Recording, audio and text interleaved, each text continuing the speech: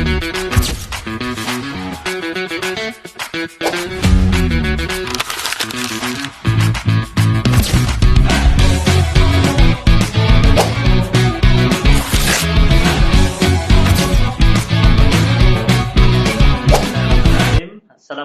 warahmatullahi wabarakatuh. Selamat datang di video review artikel ilmiah pada mata kuliah Aspek Kepatuhan dan Audit Syariah dengan dosen pengampu Dr. Sepki Mardian, SEI, MM, dari kita jurusan Industri Halal dan Bisnis Syariah, Institut SEBI. Kami dari kelompok 6, ada saya Muhammad Nur sebagai host, kemudian ada Bapak Alo Didi sebagai narasumber pertama, dan narasumber kedua kita Bapak Khairil Hamdi.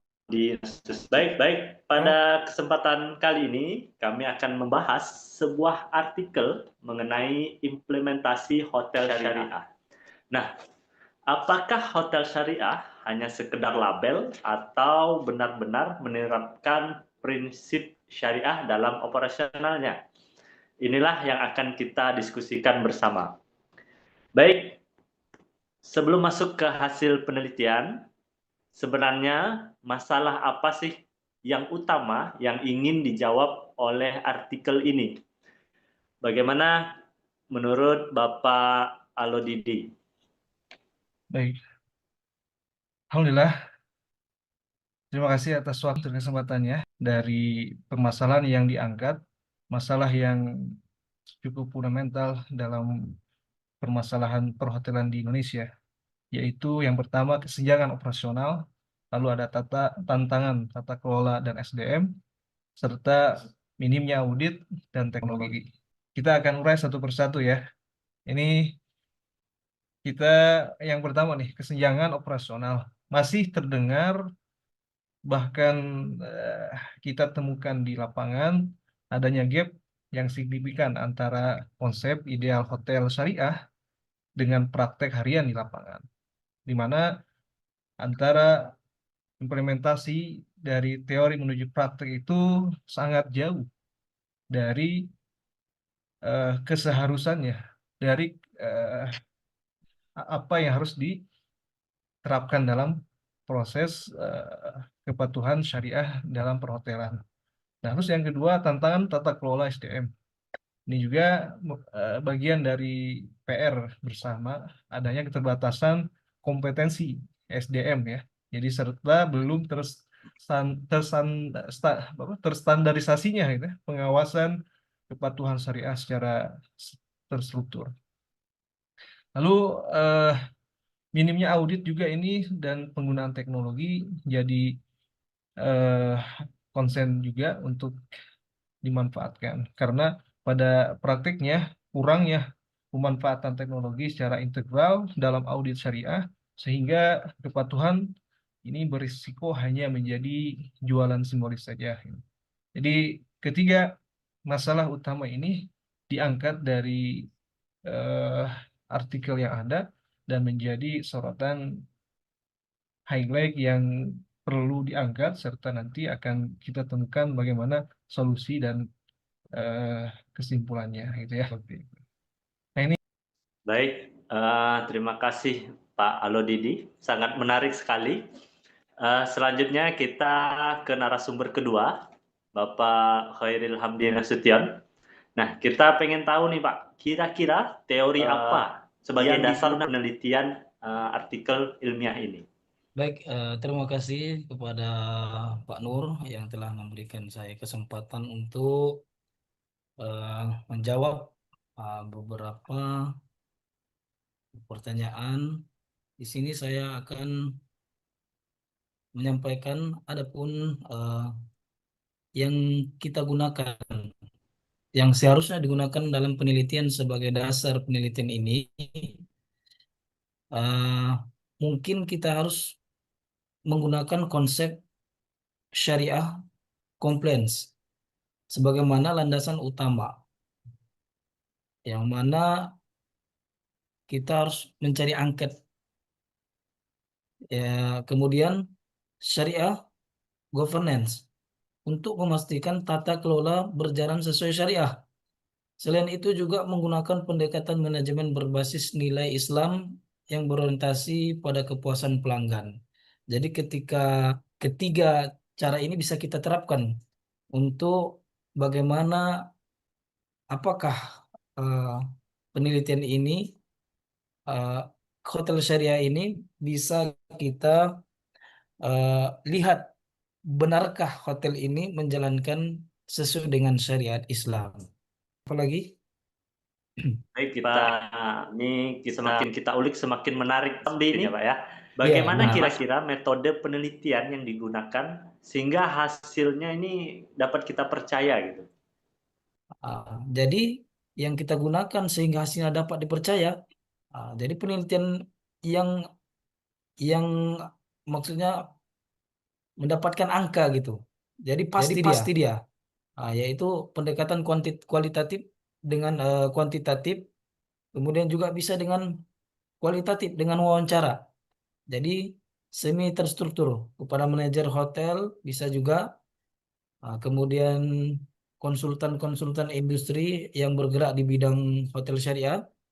Kemudian datanya dianalisis menggunakan analisis tematik sehingga diperoleh gambaran implementasi hotel syariah berdasarkan pengalaman praktisi langsung. Baik, terima kasih Pak Hamdi. Oke, selanjutnya ini saya semakin tertarik untuk membahas hasil penelitian. Nah, mungkin saya minta tanggapan dulu dari Pak Alodidi, bagaimana hasil penelitian ini yang paling menarik menurut Pak Alodidi. Baik, terima kasih. Yang pertama itu ada komitmen terkait kepemimpinan dan berjalannya SOP ya. Jadi dalam praktiknya komitmen seorang pemimpin, seorang atasan dikatakan seperti itu ya. Itu menjadi hal yang mendasar yang bisa menyelaraskan praktek kepatuhan syariah gitu ya, dalam tindak tanduknya, dalam eh, teladannya kepada karyawan, kepada sesama dan lain sebagainya. Maka komitmen seorang pemimpin dan berjalannya SOP itu menjadi kunci utama. Dan insya Allah itu bagian daripada kebijakan strategis eh, yang menentukan keberhasilan implementasi harian kepatuhan syariah di perhotelan yang kita bahas gitu ya. Lalu yang kedua, hasil temuan kita ini adalah dari review artikel ini kompetensi SDM dan monitoring berkala. Nah, ini juga penting untuk kita perhatikan bagaimana seorang karyawan lebih khususnya gitu ya.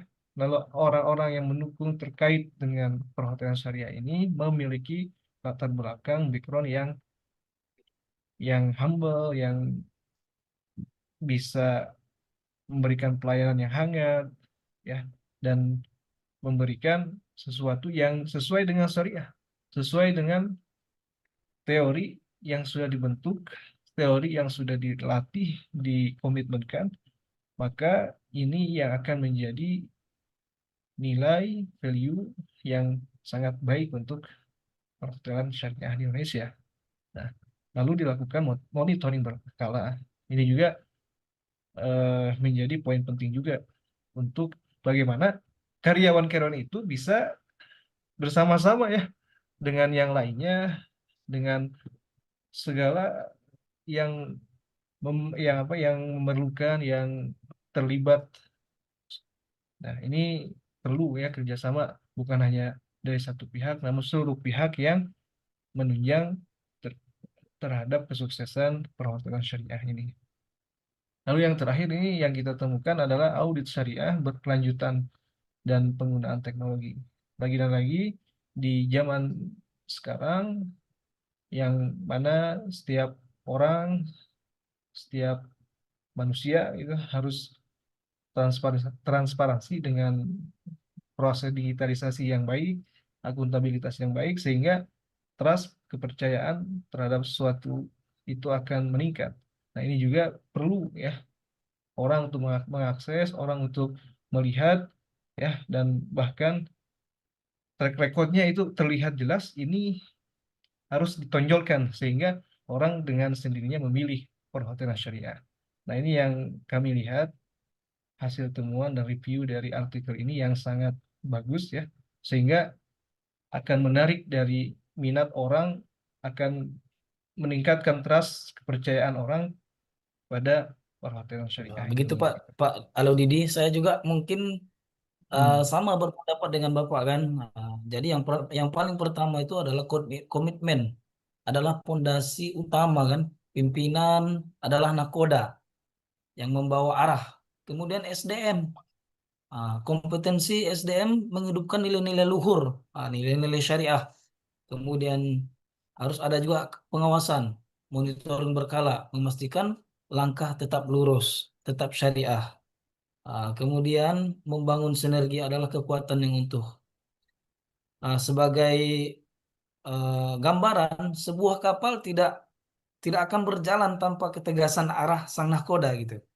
Begitupun prinsip syariah, ia tegak berkat komitmen kuat para pimpinan. Namun, aturan hanyalah deretan kata mati tanpa adanya manusia-manusia berkompeten yang menghidupkannya dengan ketulusan pelayanan. Jadi perjalanan panjang ini pun tidak boleh lengah. Dia harus tetap ini, harus tetap diawasi, harus tetap sesuai dengan aturan-aturan yang sudah diterapkan ataupun yang sudah ditetapkan. Mungkin begitu eh, kesimpulannya menurut kami, Pak Nur. Baik, terima kasih Pak Alodidi dan Pak Khairul Hamdi. Kalau boleh saya highlight tadi ya, dari hasil penelitian ini ada 3 poin utama, itu komitmen pimpinan dan termasuk dukungan manajemen ya. Kemudian Ya, ada N, dan yang terakhir monitoring berkala. Baik, ini semakin menarik untuk terus kita bahas. Nah, cuman saya penasaran nih, kira-kira dari sudut pandang masing-masing narasumber, kira-kira apa nih kelebihan dan kekurangan artikel ini? baik, kita ini berbicara mengenai kelemahan dan kelebihannya dari artikel yang kita review ini. Tentunya tujuannya untuk bisa diperbaiki dan insya Allah lebih bermanfaat dalam jangka waktu dan kondisi yang berbeda gitu ya. Jadi kita mereview untuk sesuatu dan memberikan saran perbaikan untuk artikel ini. Nah, salah satunya yang kita lihat kelebihan penelitian ini itu menggunakan data primer langsung ya dari praktisi industri. Itu yang pertama. Jadi bisa dipastikan 100% gitu ya. Ini data primer yang didapatkan itu fakta di lapangan gitu ya. Atau fakta sesuai dengan pengalaman dari praktisi yang bergelut melalang buana permasalahan industri gitu ya. Terkhusus industri hostel di Indonesia. Terus yang kedua, mengangkat isu aktual ya, ini yang sangat relevan dengan perkembangan industri halal global. Nah, ini juga dikaitkan dengan keadaan sekarang bahwa di Indonesia bahkan dunia sedang gencar-gencarnya gitu kan mengenai halal gitu kan. Terkhusus yang dibahas di sini adalah mengenai industri halal global. Terus yang ketiga, wawancara mendalam menghasilkan insight operasional yang kaya. Ini juga eh, bagian dari kelebihan penelitian ini, bagaimana dilakukan wawancara ya semi terstruktur tadi dijelaskan oleh Pak Hamdi ya di bagian metode penelitian, lalu ada informan yang menjadi sumber informasi untuk digali informasinya. Nah, ini juga bagian dari kelebihan penelitian ini sehingga banyak insight ya, banyak pencerahan, banyak hal-hal yang bisa diambil serta menjadi informasi, wawasan, pengetahuan baru untuk para pembaca. Nah, ini kelebihan ya dari artikel ini. Lalu keterbatasan atau kelemahan yang kami lihat juga dari penelitian ini eh, ya terkait jumlah informan juga ya terbatas gitu, hanya berapa, sehingga hasil belum dapat digeneralisasi ya secara luas gitu. Jadi ruang lingkupnya hanya di tempat atau di komunitas atau di daerah itu saja, tidak bisa kita gunakan penelitian ini untuk ruang lingkup yang luas gitu ya, ruang lingkup yang bisa digunakan di berbagai tempat gitu, hanya ruang lingkup terbatas. Terus yang kedua, belum memuat, nah ini perspektif pelanggan.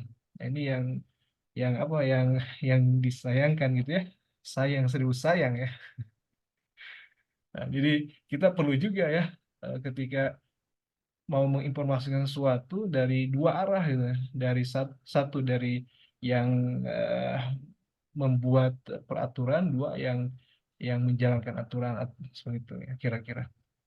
Nah, ini juga sama ketika perhotelan, dia yang yang apa menyediakan semua sarana perhotelan dan orang yang datang untuk menyewa perhotelan gitu ya. Dalam hal ini adalah pelanggan. Nah, ini juga jadi sorotan kita bahwa dari sisi lain ini belum ada. Pandangan dari pelanggan ini belum terlihat. Sehingga ini jadi satu keterbatasan atau kelemahan yang perlu diperbaiki untuk bisa lebih baik lagi gitu ya. ilmiah ini. Baik, Nah, sebagai penutup kita minta kesimpulan masing-masing dari narasumber. Kira-kira apa yang bisa kita ambil dari hasil review artikel ilmiah ini? Oke, mungkin kita minta pendapat dari narasumber pertama dulu, Pak Alodidi, silahkan. yang pertama saya lebih ke ini ya, ini yang menarik untuk dibicarakan lebih lebih panjang lagi mengenai metode penelitian. Tadi dibahas di awal ada metode kualitatif gitu ya. Lalu dengan wawancara semi terstruktur dan dengan kerangka ya wawancara semi terstruktur serta adanya informal gitu ya. Nah, eh, kami melihat bahwa penggunaan metode yang ada di artikel ini belum begitu mencakup kebutuhan eh, artikel itu sendiri gitu ya. Jadi katakanlah data empiris yang ditampilkan itu belum cukup gitu kan, karena kita belum melihat, belum membaca juga data-data di lapangan yang mendukung dari pernyataan-pernyataan, wawancara-wawancara, serta informasi-informasi yang diberikan oleh informan terkait. Maka kami eh, apa, menuliskan atau mencatat untuk bisa menggunakan metode mixed method ya. Jadi ada campuran antara kualitatif dan kuantitatif dengan cakupan responden yang lebih luas. Nah, insya Allah ketika menggunakan metode ini, artikel ini akan bisa digunakan secara general ya di berbagai tempat atau dimanapun karena kondisinya akan selaras gitu. Itu yang Baik, pertama. kemudian dari Pak Hairul Hamdi, mungkin ada Ya, tambahan baik. lagi. Ya, terima kasih ya, Pak Nur. Mungkin saya bisa menyimpulkan dengan secara singkat ya. Jadi kita melihat mereview jurnal ini. Jadi jurnal ini inti permasalahannya adalah masih ada kesenjangan ya. Kesenjangan antara hanya sekedar label hotel syariah dengan operasional real di lapangan. Jadi faktor kuncinya adalah yang pertama komitmen dari kepimpinan, kemudian SDM yang berkompeten di bidang syariah, kemudian tata kelola dan monitoring. Ya, jadi untuk evaluasi artikel ini juga kelebihannya tadi saya sudah sampaikan juga kan data mendalam sekali karena bersumber langsung dari wawancara praktisi, manajer dan konsultan kan. Untuk kekurangan juga sampel terbatas kan. Jadi sarannya untuk kedepannya nanti disarankan menggunakan penelitian yang metodenya mix atau disebut dengan mixed metode, methods ya, atau dia digabung dia penelitiannya gitu, bisa dengan kuanti dengan kualitatif gitu. Jadi cakupan respondennya lebih luas. Mungkin Itu yang bisa saya simpulkan dari review jurnal kita pada kesempatan kali ini.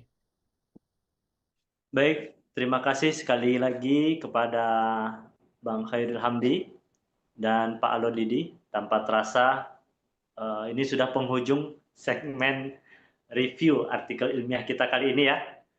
Demikian review Ya. artikel ilmiah dari kelompok kami, kelompok 6. Terima kasih atas perhatiannya. Mohon maaf jika ada khilaf salah. Baik, kita tutup. Billahi taufik wal hidayah. Assalamualaikum warahmatullahi wabarakatuh. Waalaikumsalam warahmatullahi wabarakatuh.